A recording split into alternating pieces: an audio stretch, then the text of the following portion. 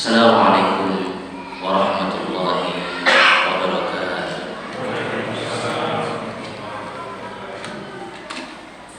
A'udzubillahi as-sami'il 'alim minasyaitonir rajim. Bismillahirrahmanirrahim. Alhamdulillahi rabbil alamin. Alhamdulillahilladzi 'allama bil qalam 'allama al-insana ma lam ya'lam. Asyhadu an la ilaha illallah wahdahu la syarika lah wa asyhadu anna Muhammadan 'abduhu wa rasuluh la nabiyya wa la rasula ba'dah. Allahumma shalli wa sallim wa barik ala sayyidina wa maulana Muhammad wa ala alihi wa sahbihi wa mawalah. Rabbi shrah li sadri wa yassir li amri wahlul 'uqdatam min lisani yafqahu qawli. Para jamaah masjid hadirin yang dirahmati oleh Allah Subhanahu wa taala, Bapak, Ibu, saudara-saudaraku sekalian. Alhamdulillah kita diantarkan oleh Allah Subhanahu wa taala hujan mengiringi pelaksanaan salat Isya. Insyaallah nanti akan kita sambung dengan tarawih dan witir berjamaah bersama-sama. Semoga senantiasa bisa istiqomah dan tetap semangat dalam menjalani semua waktu-waktu ibadah dan amal soleh kita di dalam bulan Ramadan di tahun ini. Dan mudah-mudahan kita masih diberikan kesempatan oleh Allah bertemu di bulan Ramadan tahun berikutnya. Amin. Para jemaah rahmatullah, Allah mengutus dari kalangan manusia para nabi dan para rasul hadir di tengah-tengah peradaban manusia. Tercatat 124.000 jumlah para nabi dan para rasul. Kemudian yang termaktub di dalam Al-Quran ada 25. Oleh karenanya setiap para nabi dan para rasul diutus untuk menyampaikan wahyu ajaran Allah Subhanahu wa taala. Berkhusus khatamul anbiya wal mursalin Sayyidina Muhammadin wa ala alihi wa sahbihi ajma'in. Ya, Rasulullah Muhammad SAW pun juga diutus, ya, wa ma arsalnaka illa rahmatan lil alamin. Dia diutus untuk menciptakan sebuah kondisi yang rahmah, sebuah kondisi yang akan menghantarkan kepada kebaikan, dipenuhi dengan kasih sayang Allah Subhanahu wa taala. Maka selain Zabur, ya, Taurat dan Injil, maka Al-Qur'anlah yang kemudian dijadikan sebagai kitab penuntun bagi seluruh umat manusia semenjak baginda Rasulullah Muhammad SAW diutus dengan segala isinya. Baru kemudian sepeninggal beliau Al-Quran itu disusun, ya, sedemikian sesuai dengan apa yang dituntunkan baginda Rasul atas petunjuk Allah Subhanahu wa taala. Dan beliau melakukan itu bukan atas kehendaknya. Wa ma yantiqu 'anil hawa in huwa illa wahyun yuha. Para jamaah Allah, maka di Ramadan ini lah Allah Subhanahu wa taala menurunkan Al-Qur'an. Inna anzalnahu fi lailatul qadr. Allah menurunkan Al-Qur'an di malam Lailatul Qadar, di malam yang Allah kehendaki ayat-ayat Al-Qur'an itu. Sejarah panjang ini telah berlalu bersama kita. Dan tentu harus kita ingat, ya, ini sejarah yang bukan hanya sekedar cerita, bukan hanya sekedar kabar, tapi menjadi sebuah bagian dari keimanan seorang muslim bahwasanya Al-Qur'an diturunkan oleh Allah Subhanahu wa taala kepada hambanya yang terpilih, yang ketika sampai Al-Qur'an kepada hambanya ini yaitu Rasulullah Muhammad SAW, maka beliau menjadi mulia. Sebagaimana di dua kota Al-Qur'an itu pun diturunkan, maka dua kota ini pun menjadi mulia, yaitu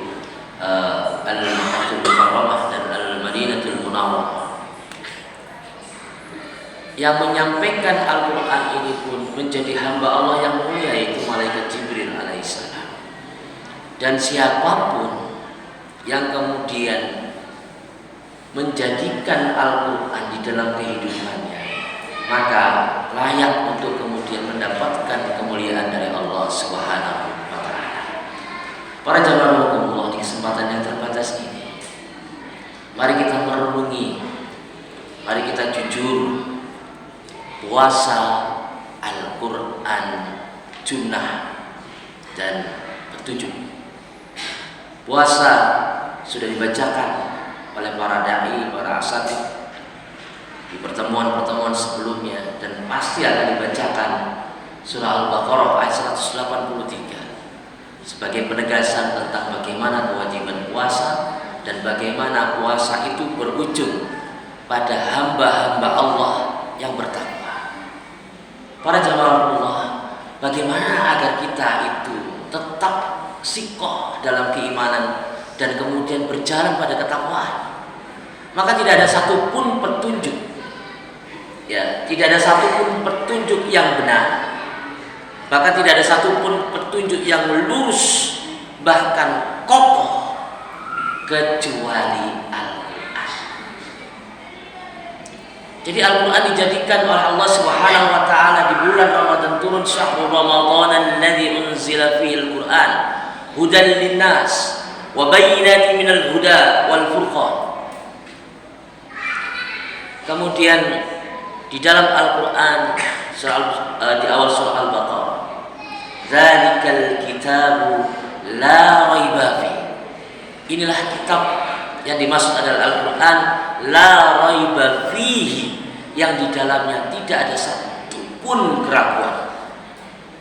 Mari kita renungi, apakah masih ada di bagian diri kita ini, mau hitungan persen, mau hitungan bilangan apapun, yang masih meragukan isi Al-Quran. Jika meragukan karena tidak tahu, tugasnya mencari tahu supaya berilmu, supaya tidak ada keraguan sedikit pun, setitik pun tentang apa yang ada dalam Al-Quran itu al-haqqu, hak, benar. Wala takunanna minal mumtarin, dan tidaklah orang yang kemudian itu kecuali mereka yang ragu, yang karena tidak tahu, ataukah karena faktor yang lain yang kemudian menjadikan Al-Quran itu masih sanksi, dirinya masih sanksi. Bahkan pada level tertentu, orang yang berilmu, yang mengerti bahasa Arab sekalipun, ketika kemudian menjelaskan, menafsirkan ayat-ayat Al-Quran pun kemudian sudah tidak lagi lurus bengkok. Begitulah yang dikhawatirkan oleh baginda Rasulullah Muhammad Sallallahu Alaihi Wasallam di dalam surah Al-Furqan, ayat 30, di mana baginda Rasulullah Muhammad Sallallahu Alaihi Wasallam mengadukan curhatnya kepada Allah Subhanahu Wa Taala. A'udzu billahi minasyaitonir rajim. Wa qala Rasul, ya Rabbi inna qaumi ittakhadhu hadzal Qur'ana mahjura. Berkatalah Rasulullah Muhammad SAW, ya Rabb, wahai Tuhan, inna qaumi, sesungguhnya kaum, ittakhadhu hadzal Qur'an, sesungguhnya kaumku telah menjadikan Al-Quran, mengambil Al-Quran itu sesuatu yang tidak dan nggak diajukan lagi. Ini telah turun ayat ini di dalam surah Al-Furqan, yang artinya pembeda, di mana baginda Rasulullah Muhammad SAW mengadukan apa yang dilakukan oleh kaumnya saat itu, yang kemudian bukan kemudian menjadikan Al-Quran itu sebagai sebuah panduan kehidupan. Apa yang mereka lakukan? Mereka mulai mengasingkannya, kemudian mengabaikannya, dan tidak lagi mentadaburinya. Mentadaburi itu mempelajarinya, mengkajinya hingga didapatkan ilmu, itu namanya tadabbur. Ya. Kemudian mengamalkannya, namun hanya sebagian sesuai dengan apa yang disukainya. Para jamaah Allah, mari kita renungkan hari ini dan mari kita lihat pada diri kita masing-masing. Mari kita keluarkan kejujuran kita sebagai hamba Allah Subhanahu wa taala. Jikalau kemudian kita pernah menghatamkan atau sedang menghatamkan bacaannya secara zahir dengan lafzul arabiyahnya, jika belum paham kita baca terjemahnya. Kita tuntaskan dengan target tahun ini, tuntas membaca terjemah lafziyah surah Al-Fatihah, Al-Baqarah, Ali Imran, An-Nisa, Al-Maidah hingga An-Nas. Agar apa? Agar kita tahu, agar kita bisa merasakan. Dan adakah hari ini yang ayat-ayat Allah Subhanahu wa taala dalam Al-Qur'an itu mahjuro, diacuhkan, tidak lagi dipedulikan, tidak diacuhkan, tidak lagi dipedulikan lagi oleh manusia? Adakah? Mari kita jujur. Adakah Al-Quran itu sudah menjadi dustur, undang-undang dasar tertinggi dalam kehidupan manusia? Ataukah sudah tergantikan dengan undang-undang buatan manusia? Adakah ayat-ayat Al-Quran itu kemudian menjadikan orang sudah itu kan Al-Quran, loh, mestinya umat Islam harus begitu. Pedomannya Al-Quran. Kalau cinta kepada Rasulullah Muhammad SAW, mengimani keberadaannya, juga mengimani apa yang dibawa oleh Rasulullah Muhammad SAW ini, dan kemudian kita merasakan bagaimana ayat Al-Furqan ayat 30 ini menjadi sesuatu yang menjadikan renungan untuk kita.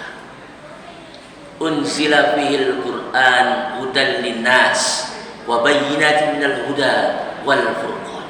Petunjuk untuk manusia. Jadi sumber dari segala sumber hukum tertinggi itu ya Al-Qur'an. Itulah keimanan kita.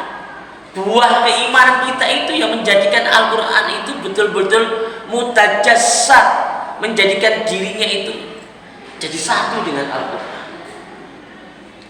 Mulai dari tahapan terkecil, yaitu tidak mau mendengarkan bacaan Al-Quran, sebagaimana upaya orang-orang Yahudi dengan amat sangat keras. Ketika Rasulullah SAW membacakan ayat-ayat Al-Quran, mereka menabuh genderang, ya, keras-kerasnya agar orang tidak mendengarkan bacaan Al-Quran. Di saat ini pun begitu.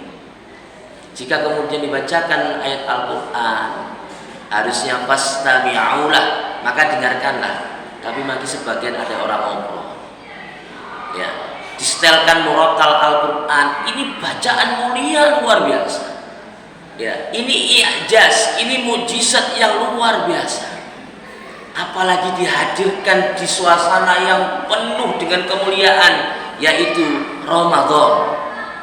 Tentu bacaan yang paling harusnya hadir, melekat, syahdu, mendatangkan gemetar-gemetar atau getaran-getaran hati. Wajilat qulubuhum wa idza tuliyat ayat. Ketika dibacakan ayat-ayat itu, maka Al-Quran itu masuk ke dalam pendengaran kita, masuk ke dalam kolbu kita, sehingga kemudian bergetar. Namun apabila belum, bisa jadi karena kita belum paham. Tapi belum paham sekalipun, kalau rasa cinta dan keingintahuan dan rindu tentang Al-Quran, maka Allah akan datangkan gelombang-gelombang itu. Walaupun kita mungkin bisa jadi belum sepenuhnya mengerti tentang bahasa Arab. Para jamaah Allah. Yang kedua, yaitu sudah mulai kemudian menempatkan Al-Quran itu kedudukannya tidak lagi nomor satu dibandingkan dengan semua produk hukum manusia. Wa man lam yahkum bima anzalallahu fa ulaika humudz zalimun.